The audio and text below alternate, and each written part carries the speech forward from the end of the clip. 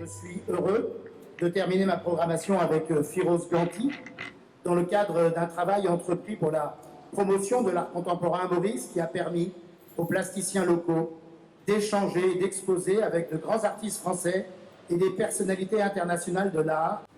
Tout comme son frère Ismet, Firoz, pionnier de l'art contemporain à Maurice, est un artiste sans concession ni compromission, dont l'action est autant créatrice que politique. La politique, un autre art dans lequel il s'investit également, porté par ses révoltes contre les injustices et les inégalités.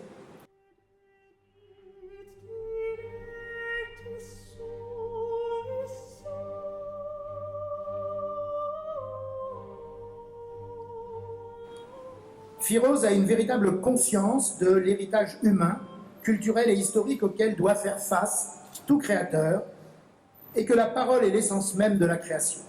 Cela le pousse sans cesse à interroger le monde pour trouver des réponses.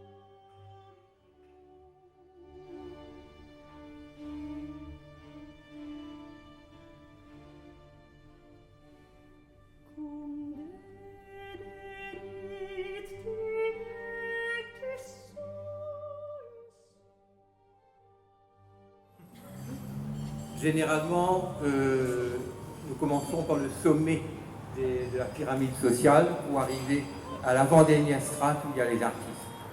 Moi, je vais commencer à faire l'inverse. Je salue les artistes, et comme ce soir je suis bon prince, je salue même les peureux, les lâches et les salauds dans ce milieu pourri de l'art à Maurice. Maintenant, je reviens au protocole. Madame la Présidente, camarade commissaire du peuple à la culture, je voudrais vous remercier particulièrement, parce que sans Jean-Luc, je pense que cette chose de ce soir n'aurait jamais eu lieu.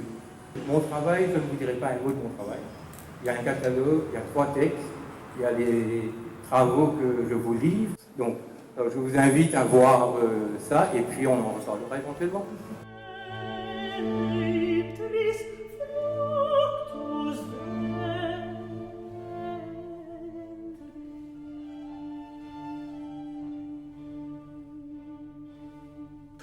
Depuis le cri primal, c'est-à-dire de la naissance, je me suis toujours interrogé sur moi, sur ma relation aux autres. C'est une longue réflexion sur l'homme, dans son rapport à lui-même, dans son rapport à l'autre, dans son rapport à l'univers et face à la mort.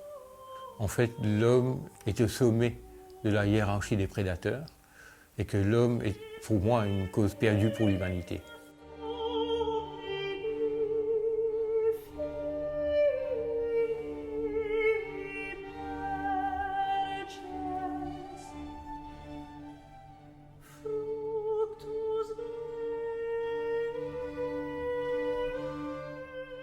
L'homme a peur de la mort, donc il sait que la vie s'arrête à un moment, donc il fait tout ce qu'il peut pour essayer de se survivre à lui-même. Et donc dans ce raisonnement, ramener la mort à ce qu'elle est effectivement, c'est-à-dire c'est juste un passage.